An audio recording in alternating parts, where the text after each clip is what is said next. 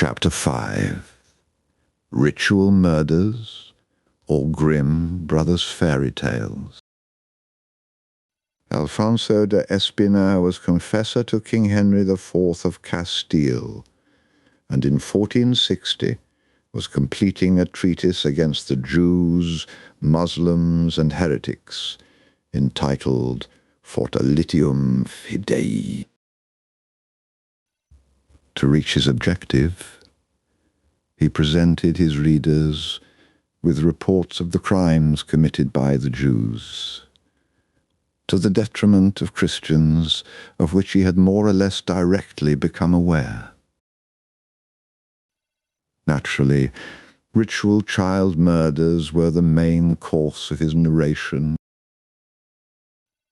The Castilian Franciscan recorded that in 1456, a Jewish notable named Maestro Salomone, originating from the territories of the Republic of Genoa and belonging to the illustrious family of physicians, had come to see him in the Minorite convent at Valladolid, expressing the desire to be baptized. To convince Alfonso of the repugnance which Judaism now aroused in him, the Jew pointed precisely to the horrible custom of the ritual murders, of which he had heard speak or of which he had directly participated. According to him, he had learned from his parents that a famous Jewish physician from Padua, named Simon, had obtained a 4-year-old child from an unscrupulous Christian mercenary soldier and had sacrificed him in his own dwelling, laying the child across a table and cruelly decapitating him. Maestro Salomone then reported that he had participated, with his father, in a secret rite performed at Savone with the participation of numerous Jews in the city at that time, culminating in the crucifixion of a 2-year-old Christian child. The victim's blood was poured into a recipient, the same recipient normally used to collect the blood during the circumcision of their own children. Subsequently, he personally, together with other participants in this horrendous rite, claimed to have consumed the blood as the ingredient in their traditional foods during the Jewish Passover. The body of the sacrificed child was said to have then been thrown into a filthy latrine. Logically, it is permissible to express serious doubt as to the truthfulness of this Maestro Salomone da Savona's testimonies. Nor is it impossible that the entire report might have been invented out of whole cloth by the Spanish friar, whose violent hostility towards the whole world of Judaism was no secret to anyone. On the other hand, we cannot help but note the manner in which the supposed scene of these ritual murders was, once again, the Jewish communities of German origin, in this case those of northern Italy, like Pavia and Savona, instead of the numerous and flourishing Hebraic nuclei of Castile, Aragon, and Catalonia, as one might logically have expected from a report originating from the imagination of a friar having lived and worked exclusively within the reality of the Iberian Peninsula. If therefore we wish to speak of a stereotype in reference to the phenomenon of ritual child murder, we must necessarily admit that even from the point of view of a person openly professing his own anti-Jewishness in a general sense, and with no direct knowledge of events in distant lands, the phenomenon seemed exclusively confined to the Ashkenazi Jewish world. There are no objective records of this long series of ritual homicides in which the supposed protagonists accused themselves and each other in their confessions, whether voluntarily or under compulsion.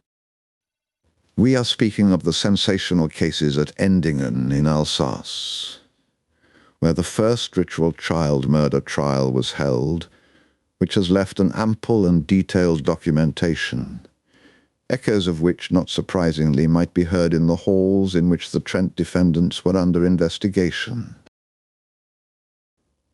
At Endingen, a small village of some several hundred people, under the directorship of Breisach at Riegel in the Breisgau, workers found the remains of a man and woman, together with those of two decapitated children, during excavation and repair work to the ossuary of the parochial church of San Pietro during the Passover period of 1470. In the local region, it was suddenly remembered that 8 years before, a couple of poor people with a pack horse and two children of young age, a boy and girl, had taken shelter in the house of the brothers Elia, Abelino, Avraham, and Mordecai Merklin. These were the days of Pesach, the Jewish Passover. Many people had noticed them when they entered the dwelling of the Jews, but no one had ever seen them leave. All trace of them seemed to have vanished into thin air. Karl Margrave of Baden, on mission from the Archduke of Sigismondo, opened an inquiry and immediately ordered the arrest of the Jews suspected of having committed the crime. Even before being subjected to torture, Ilya, the older of the brothers, confessed and implicated other local Jews as perpetrators or accomplices in the crime, which was said to have been that same evening, soon after the Christian family entered their house. To discharge her own responsibility and save her own life, Ilya sustained that she had not participated directly in the murder and therefore had been warned with threats and curses against reporting what happened to the elders of the Jewish community of Endingen, out of fear that they would denounce the persons responsible to the authorities. Abelino, Elia's brother, hastened to explain to the judges the dynamics of the facts and thereby avoid torture. The parents were allegedly the first to be killed, but their blood was not drained off because it was useless for ritual purposes. Then it was the children's turn to suffer the same fate, being decapitated while their blood was gathered in suitable recipients. To cover up the victims' cries, the Jews involved in the macabre ceremonies started to shriek their litanies in loud voices, as if they were in the middle of a religious ceremony. Finally, to throw police authorities off the track if the bodies were found, it was decided to bury them at night in the ossuary of the church of San Pietro. Abelino concluded his deposition by expressing his own intention to become a Christian, to expiate his guilt. Merklin also confirmed the particulars of the confession of his brothers, adding other details, and so did the other accused. One of these, Smerla Samuele, was not content simply to confess his participation in the massacre of Endingen, but added other repugnant details. He recalled that 10 years before, in 1460, he had purchased the little son of a beggar woman of Spira for money, and had then resold him to a rich Jew from Worms named Lazzaro. The latter, together with other members of his community, were said to have sacrificed the child to drain off his blood. The victim's body was said to have been buried in the Jewish cemetery of the city. But that was not all. In 1465, Smol was said to have kidnapped a 5-year-old shepherd boy at Werder to take him to Nuremberg, where he is said to have sold him in exchange for a large sum of money. A wealthy local Jew, Moser of Freiburg, who was thereafter said to have charged the same ineffable Smole with killing the boy for his own account, is said to have benefited from this precious acquisition. That was enough to convince the judges, if there had been any need, of the guilt of the accused, and to condemn them to capital punishment. On 4 April 1470, the three brothers, Elia, Abelino, and Merklin, were dragged by horses' tails to the place of execution, to be broken on the wheel and their bodies burnt. when the Emperor Friedrich III, at the request of the Jews, decided to intervene in favor of the condemned men, it was then too late, and it only remained for him to rebuke the Margrave of Baden in a letter written 1 month later for hastening to have those accused of the supposed crime put to death without awaiting imperial approval.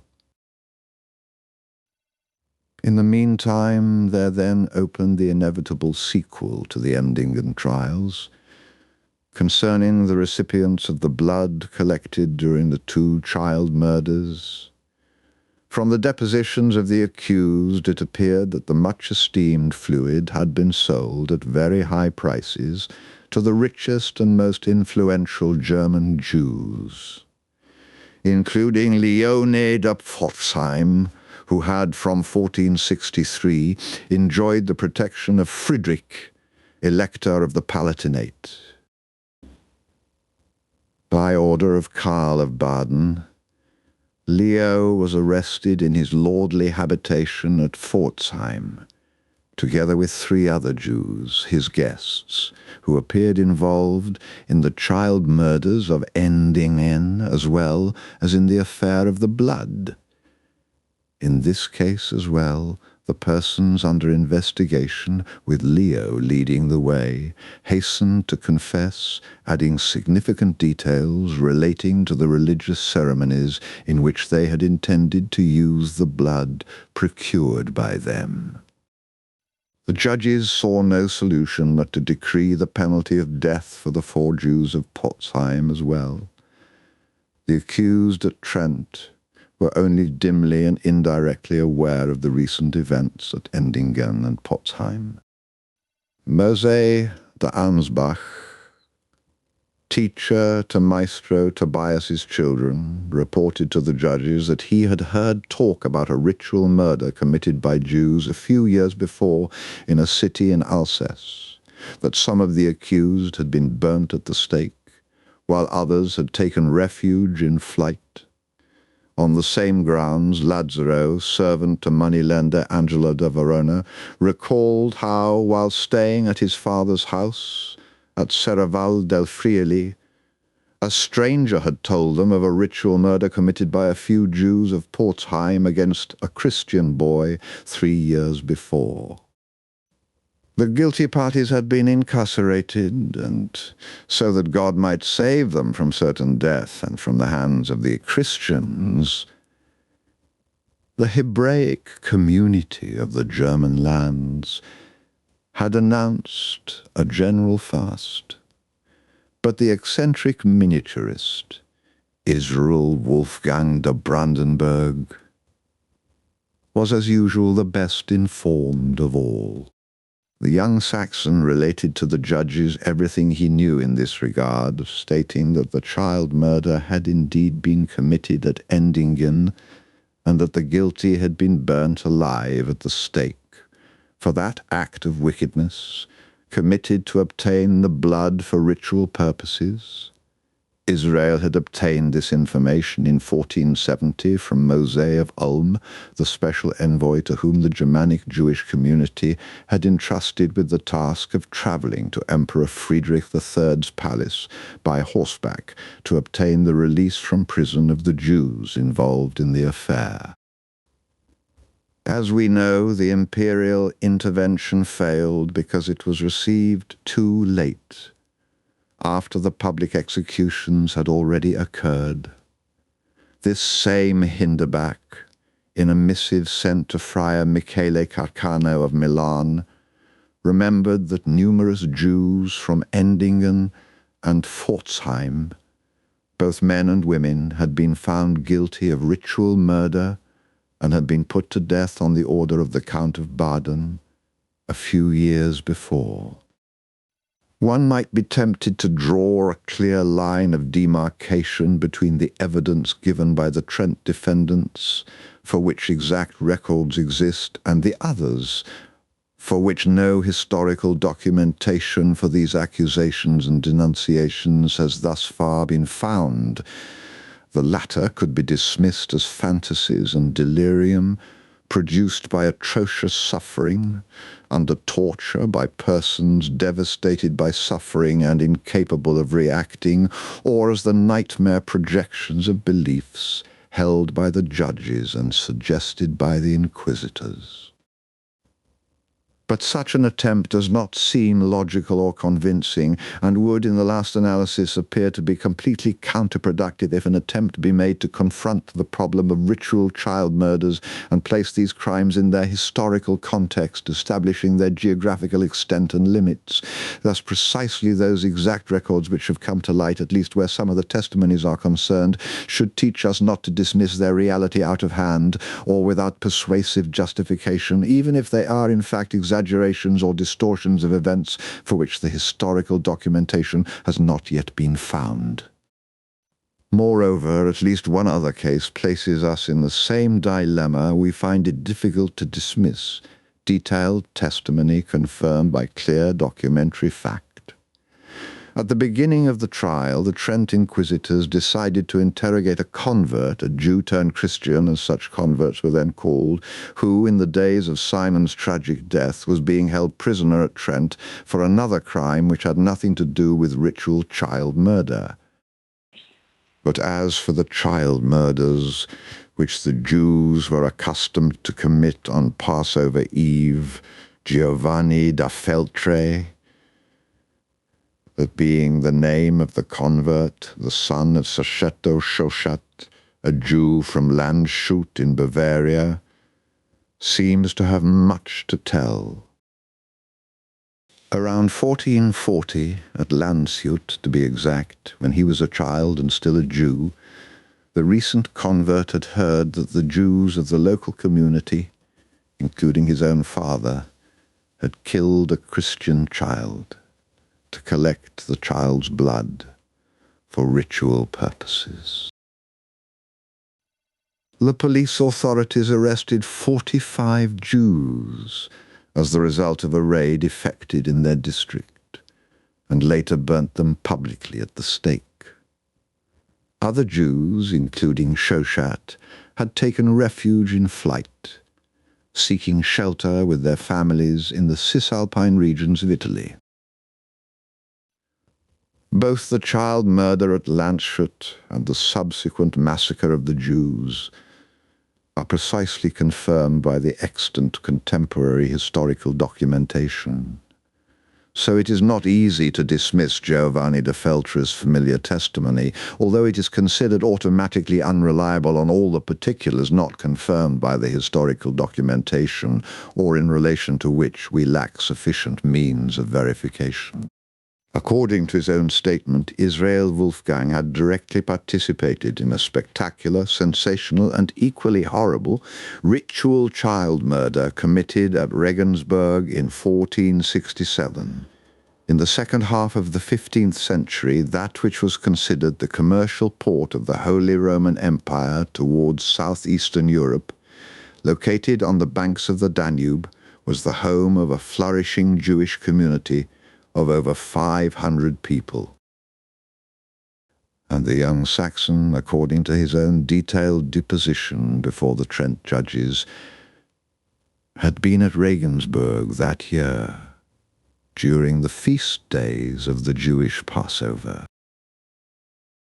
Wolfgang's report was lucid and precise down to the smallest particulars. In those days, Rabbi Jossel de Kelheim had taken advantage of an opportunity and had purchased a Christian child from a beggar for the price of 10 ducats. He took the child to his house in the Jewish quarter, where he concealed him for 2 days in anticipation of the solemn event of the Pesach, the Feast of the Unleavened Bread. When the annual celebrations begin, in remembrance of the miraculous escape of the people of Israel from captivity in Egypt would begin in the early morning of the first day of the holiday period, Rabbi Jossel very carefully transferred the boy into the narrow confines of the stable parlor, of Seher Straubinger, the small and rustic synagogue located a short distance from his house, where he was accustomed to preside over the collective rites of the community and its daily and festive liturgical meeting. Awaiting him were at least 25 Jews, previously informed of the extraordinary event. Israel Wolfgang was one of them, and he remembered the exact names of all the participants in the rite, both those from Regensburg and those from other regions. The transfer of the child from Rabbi Jossel's house to the synagogue, although performed at night, involved some danger, since it might have been noticed by prying eyes. But in view of the fact that the district was inhabited by Jews who locked their doors every night with the keys entrusted to them by the city authorities, the margin of safety was considered sufficiently broad. The boy was undressed in the steeple and placed on a chest containing the sacred parchments of the synagogue, and was then crucified, circumcised, and finally suffocated over the course of a horrifying collective ritual, following a script accurately planned and perfectly well known by all the participants, by Jessel, the rabbi, by Meir Baumann, the mochel, by Seher Straubinger, the owner of the chapel, by Samuel Fleeshaker, one of Wolfgang's friends, by Meir Heller, by the above-mentioned Jew referred to as Bonus Poer Tov Elem, by Yehoshua the cantor, and by Ischko, the water-bearer. Wolfgang himself had taken an active part in the crucifixion of the child, while the blood was collected in a bowl to be distributed among the Jews participating in the rite or sent to the rich of the community. The day after, rumor of the ritual infanticide spread in the district, and many people rushed to Seher's steeple to see the body of the sacrificed boy, which was placed quite visibly inside the chest. The evening after, at the beginning of the ceremonies of the second day of Pesach, in the central room of the small synagogue, in the confined space of which about 30 of the faithful now crammed themselves, excited and curious, while the little victim was publicly exhibited and the grisly ritual, which had now become merely commemorative, began afresh. Finally, the child's body was buried in the courtyard of the chapel, in a remote corner surrounded by a wall, accessed through a small door which was usually kept locked. Israel Wolfgang's report was too precise in its particulars and accurate in its descriptions to avoid awakening the interest of inquisitors in places other than Trent. His report contained exact names, dates, places, and facts requiring cogent verification. Perhaps the closest and most significant precedent to Simonino's martyrdom at Trent was to be sought at Regensburg in the spectacular story of an unknown synagogue ceremony according to ritual standards following a pre-established order with a mysterious symbolism. The first night of Pesach at Regensburg in 1467, in Seher's Stiebel, from which the noisy flow of the waters of the Danube was quite audible, might provide a clue to the mystery of what really happened 8 years later, during the Pesach period of 1475, at Samuele de Nuremberg's house, in the small synagogue of the Jews of Trent, located along a small murky canal used by tanners in the German-speaking district. Perhaps they were only fantasies, fearful fables, nourished by ancestral suspicions, settled stereotypes crystallized from years back, but the authorities had to be certain that the tale had no basis in truth. In early 1476, Heinrich, the Bishop of Regensburg, was passing through Trent on his way back from Rome when suddenly someone handed him a copy of Wolfgang's deposition before the Trent judges. Notwithstanding circumstances of this kind, it would hardly have been unprecedented in the 15th century panorama of this city on the Danube for the Jews of Regensburg to be accused of a good 4 cases of desecration of the host and ritual murder in barely 6 years, from 1470 to 1476. The good prelate was forcefully impressed and justifiably scandalized when he read the document. Returning to Germany, Heinrich hastened to advise the authorities of Regensburg to open an immediate inquiry intended to determine whether or not a ritual murder had really occurred in the Jewish quarter during the Passover feast of 1467. At the end of March of that year, the authorities of Regensburg proceeded with the arrest of the Rabbi Jossel de Kelheim and another 5 influential leaders of the Jewish communities, including Seher Straubinger, the owner of the Steibel, and Samuel Fleischacker, Wolfgang's friend. A few days after, 17 Jews, all accused of participation or complicity in the ritual child murder, were placed in irons. The interrogations were carried out under torture, and at least 6 of the accused issued a complete confession mentioning the names of other persons involved in the wickedness. Rabbi Jossel was the first to admit to the judges that he had purchased the child from a beggar woman at Regensburg 8 years before, and had brought it to the synagogue as a sacrifice during the days of the Jewish Passover. He then withdrew his confession, accusing his inquisitors of extorting it through indescribable torture. Before him, Samuel Fleischacker had also confessed that the Jews had made use of children's blood, mixing it into the dough of the unleavened bread. The admissions obtained from the accused by force appeared overly general and insufficiently detailed to be convincing.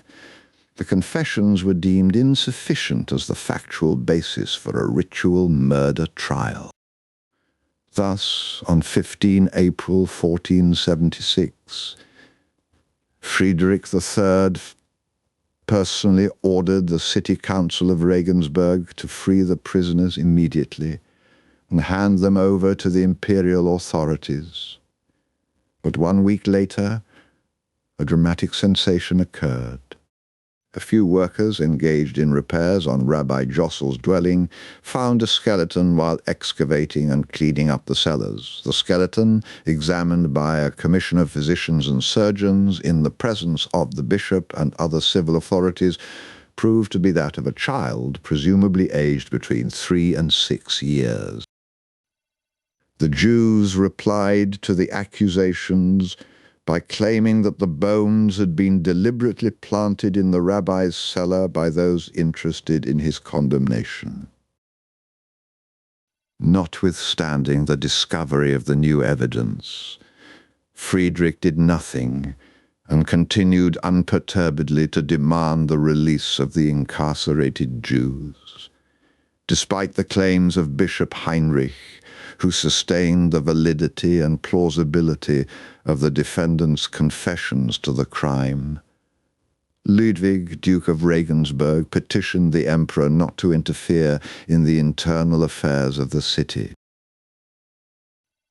On 8 May 1478, 2 years after they began, the trials might be said to have concluded with the absolution of the Jews, imposed by the inflexible imperial will. But the defendant's release was not obtained cheaply. Friedrich demanded 10,000 florins from the Jews as payment for his intervention in their favor, while the judiciary of Regensburg declared itself prepared to release them only following payment of all procedural expenses amounting to 5,000 florins, plus a fine of 8,000 florins, imposed on the city by the emperor for holding the trial.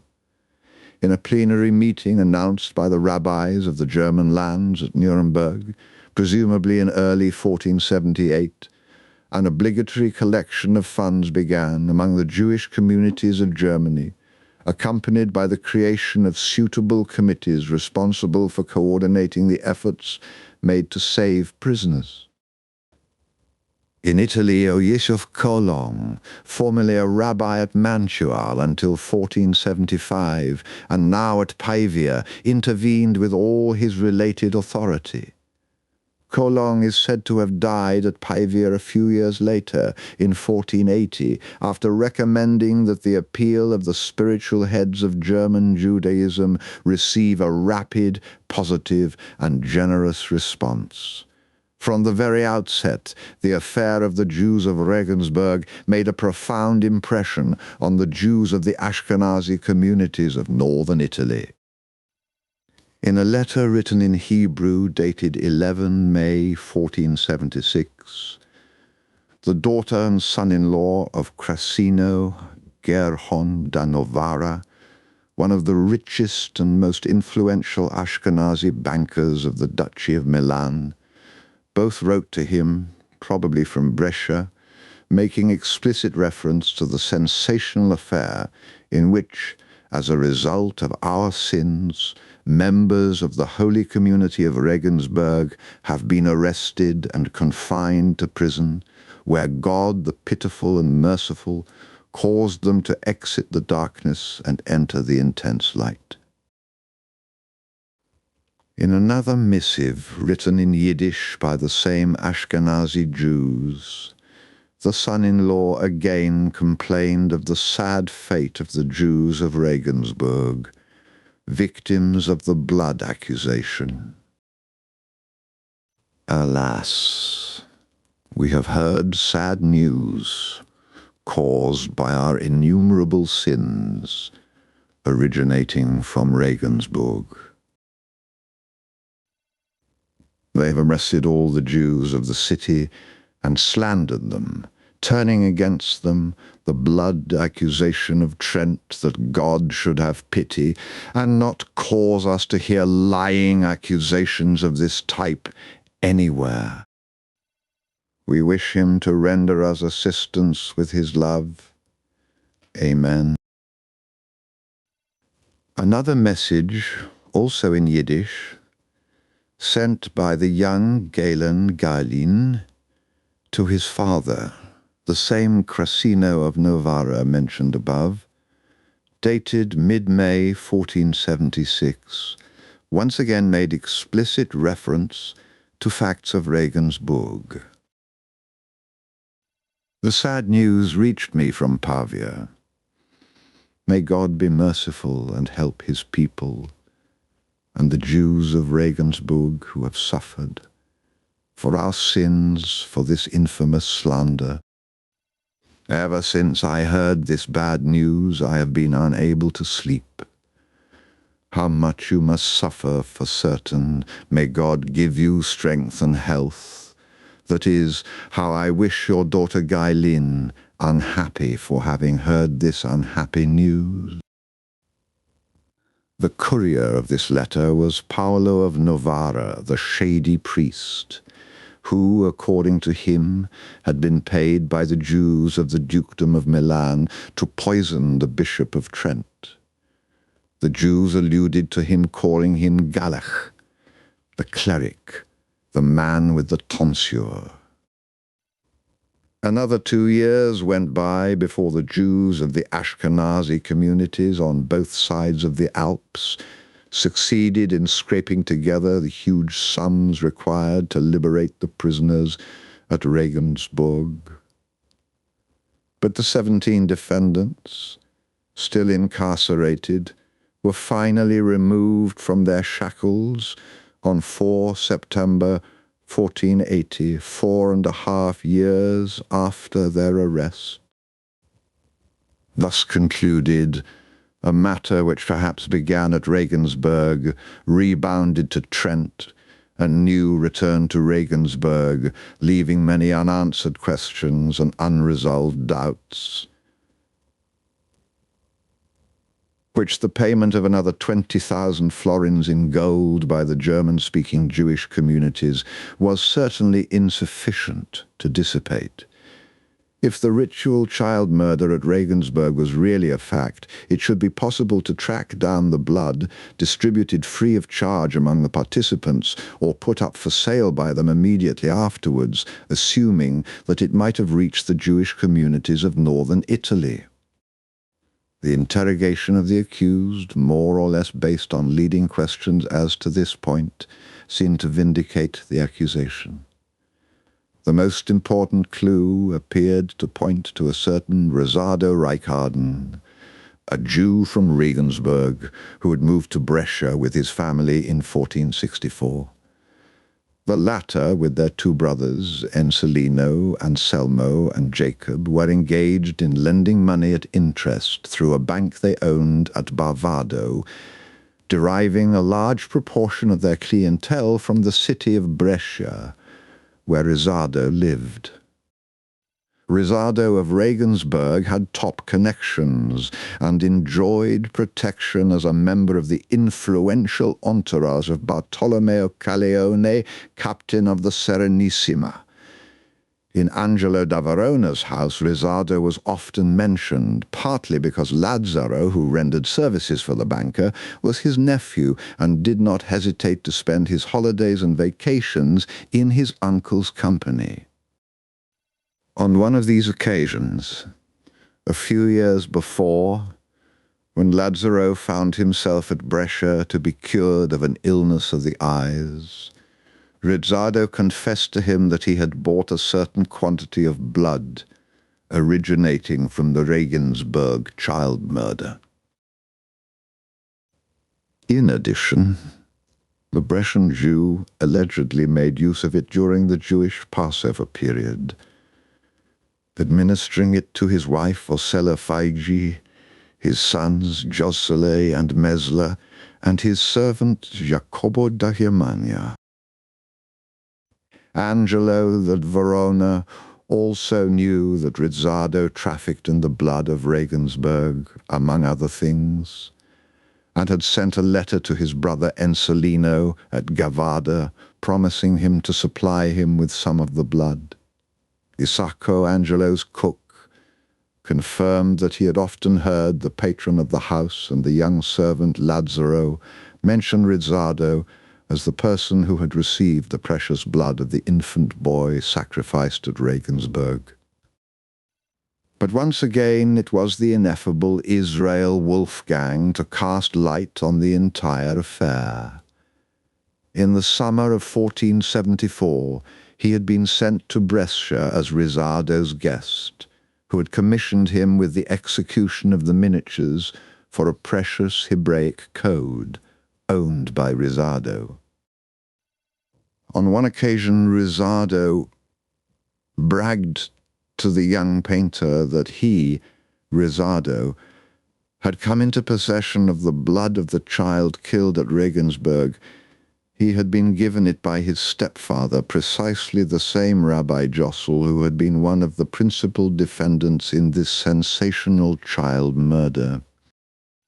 It was at this point that the young Wolfgang's vainglorious nature exploded in all its variegated intensity.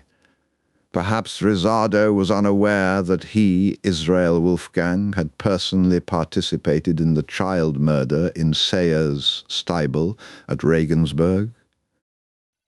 The Brescian Jew, even if he had been unwilling to believe it, now had to listen to Wolfgang blabbing out the whole story, down to the slightest detail, and congratulate himself upon receiving one of the lucky and fearless perpetrators in his own house. Confidence by confidence, Rosado, too, not to be outdone, reported that he had participated in a ritual homicide organized at Padua in the German synagogue together with the other Jews of the city and the district 4 or 5 years before. Since the plague was raging at Brescia, Israel Wolfgang was compelled to cut short his stay at Rosado's house and move to nearby Gavado as Encelino's guest, with whom Angelo da Verona had long been in contact during his stay in Brescia. To earn some pocket money, he agreed to bind a breviary owned by the archpriest.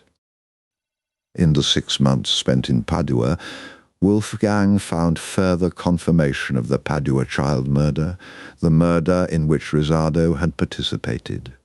He was informed of this by Encelino, who had allegedly obtained the same blood marketed in the Brescia region by a certain Liebmann of Castelfranco da Treviso.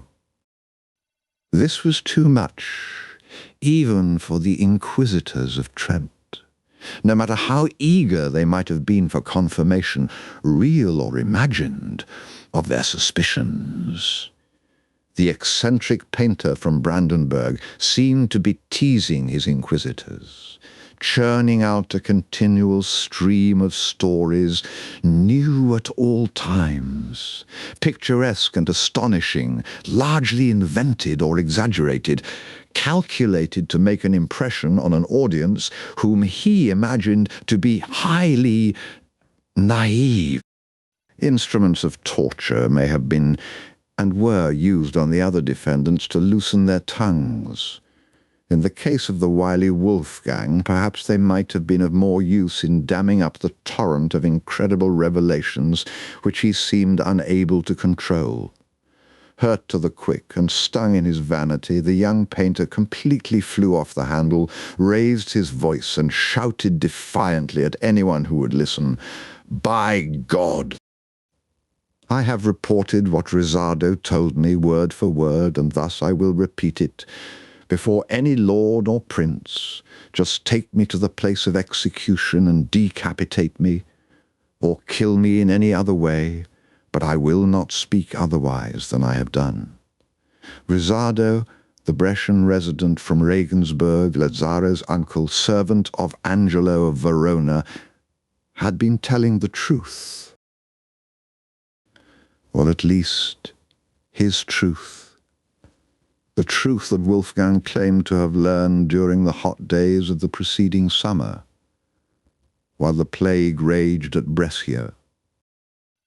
For his part, Rosardo de Brescia had a no less famous namesake. The Jew Rosardo Reichard of Mosbach was a swindler and good-for-nothing, arrested for theft at Regensburg in 1475. To his inquisitors, the latter Rosardo confessed that he had been baptized several times to obtain money and other benefits from ingenuous Christians to whom he turned, both city people and peasants. But even the Jews, according to him, had proven the gullible victims of his tricks.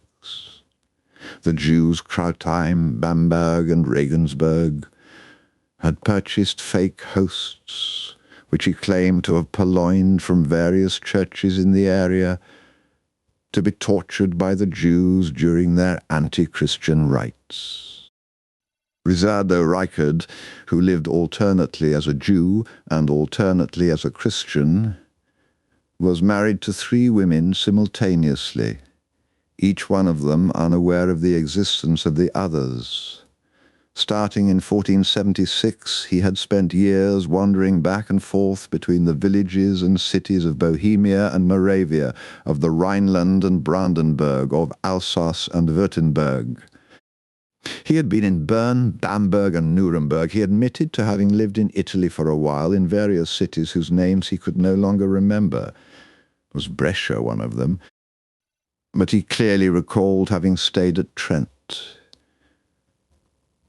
where he was in contact with the Jewish families then accused of the ritual murder of little Simons.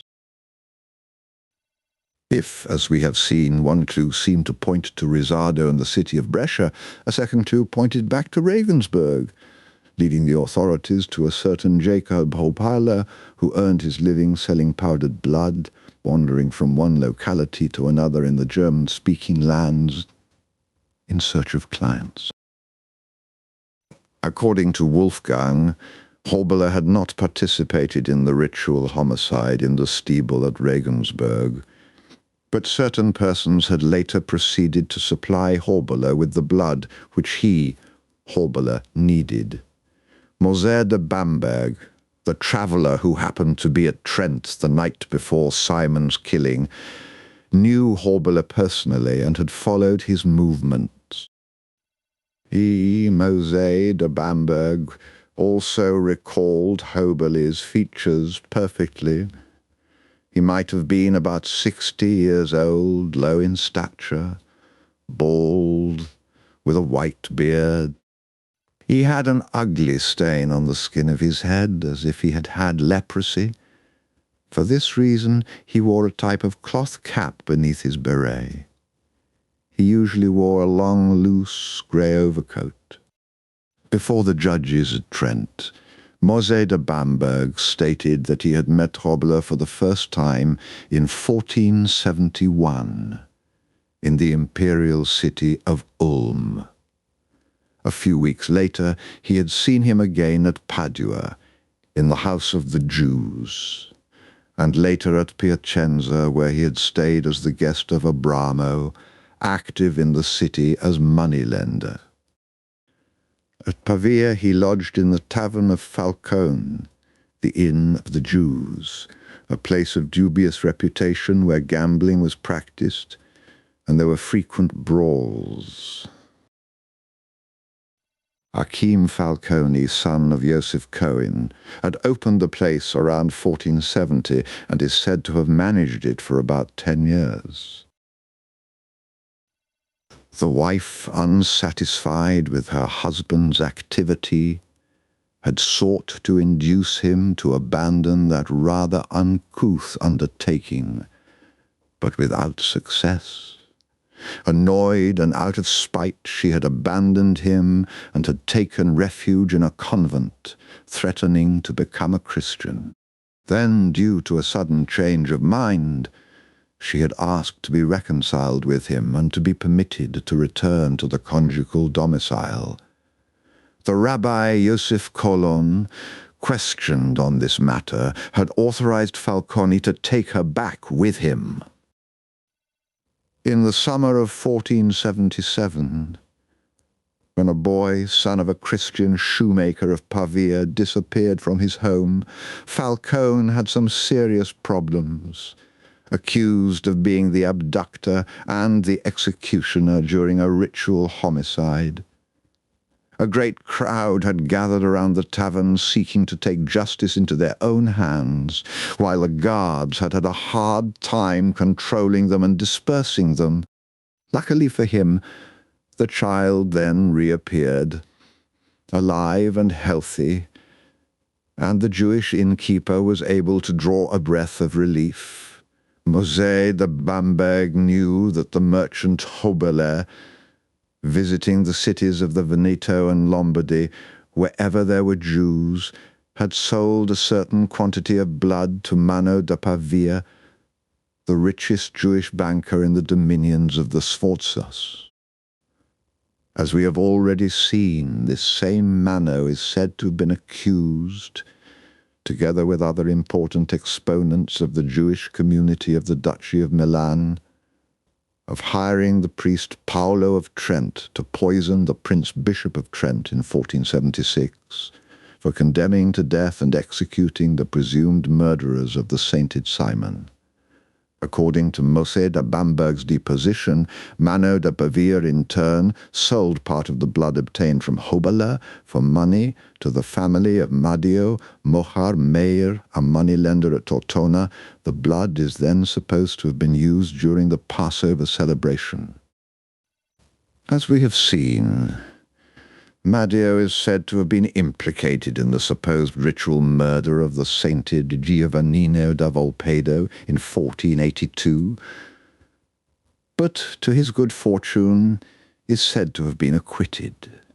Mosè of Bamberg, according to his own statement, had for almost a year been in the service of Leone, Madio's son, and his, Madio's sister, Sara, who lived in the nearby castle of Serravalle with her son, Mosè, and with them had consumed the same powdered blood obtained at Regensburg, dissolved in wine during the Passover dinner of 1472. According to Leone, it was said that, during his sumptuous marriage to Sara, held in February of 1470 at Tortona, attended by over 100 guests from the Ashkenazi communities of northern Italy.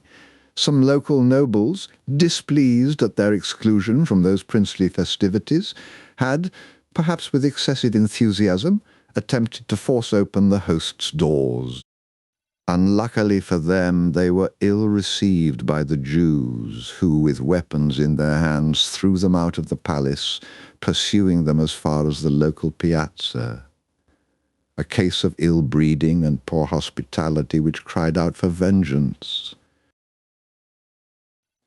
Obviously, Mario da Tortona's version of the facts and that of the guests differed radically.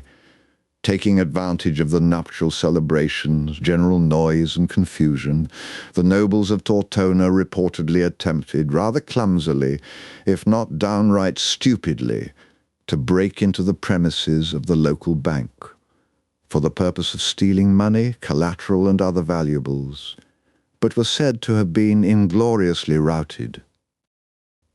Jews in the Duchy of Milan were tried and sentenced for the possession of books, liturgical and studied texts containing offensive and insulting expressions about Jesus, the Messiah, the Virgin Mary, the dogmas of the Christian religion, and anyone practicing Christianity. On at least 4 occasions during the second half of the 15th century.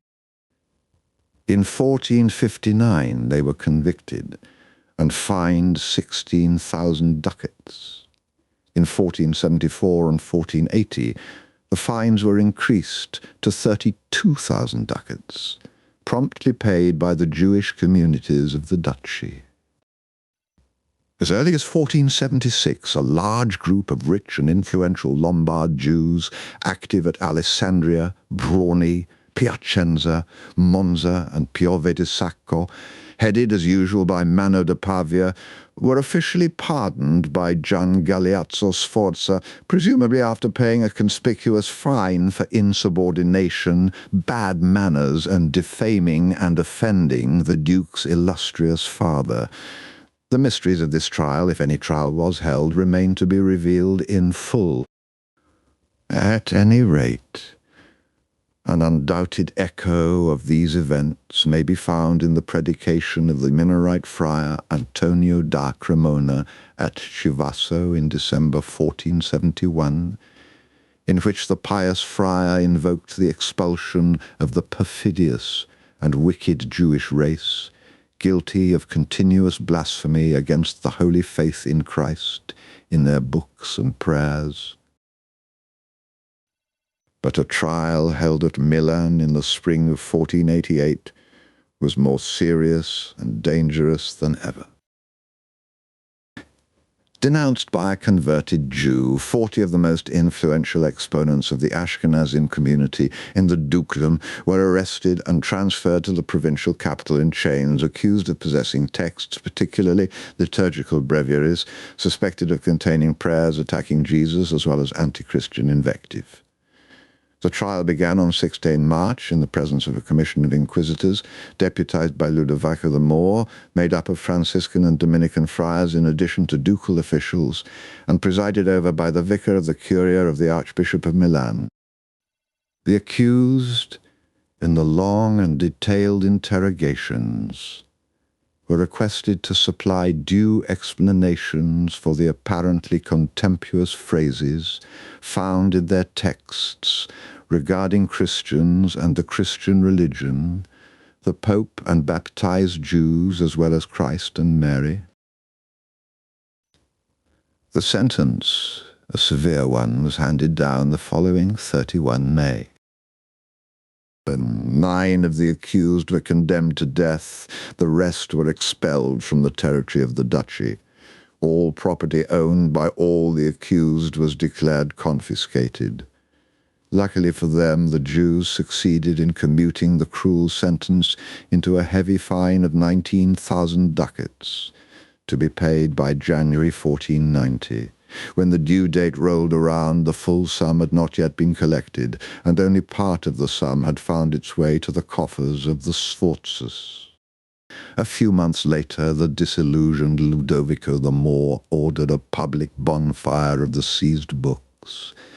Mendele, Menachem, Oldendorff, a young German Jew and son of a bankrupt merchant, a certain Hertz, Naphthalene, also known as Golden, perhaps in remembrance of when he had been rich, no doubt possessed a lively and versatile wit, in addition to an unusual degree of Hebraic culture. He was known for holding brilliant homilies in the synagogue and functioned as a ritual butcher. He was an able writer in the Yiddish language and was a respected copier of Hebraic codes. In 1474, he travelled from Regensburg to Venice, where he stayed until at least 1483, when he was present at the famous bonfire at the Ducal Palace. In his autobiography, the young Oldendorff described the manner in which he had been informed by trustworthy persons of bonfires of Jewish texts at Milan and other places in the Duchy of Milan in 1490, regretting that the burnt manuscripts included some which he had copied personally.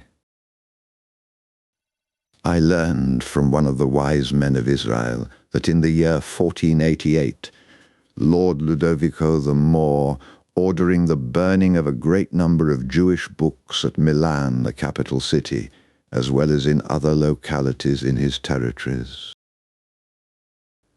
I personally a copier of codes or some of my own texts among the books consigned to the flames.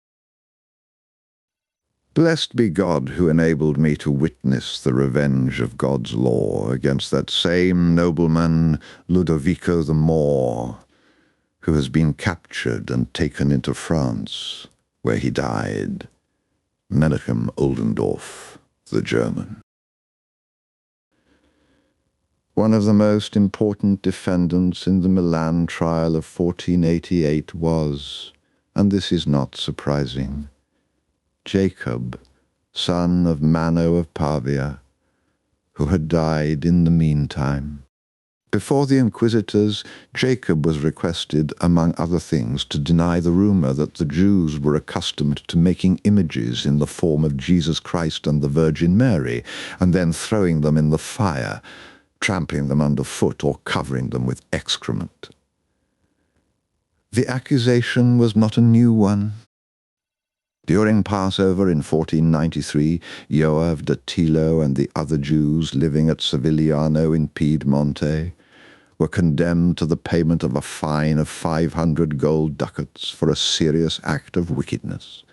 These Jews kneaded the unleavened bread, or mazot, according to their rite, and in outrage to the glorious crucifix, and prepared 4 images of dough in the form of our Lord Jesus Christ, in mockery of God and the Catholic faith, then burnt these dough dolls in the oven. At a distance of only a few years from the Trent trials, it is not surprising that the judges should turn to one of the inquisitors, Lazzaro da San Colombano, to ask whether or not the Jews were actually accustomed to abduct Christians for the purpose of committing reprehensible acts against them, in contempt for the Christian faith.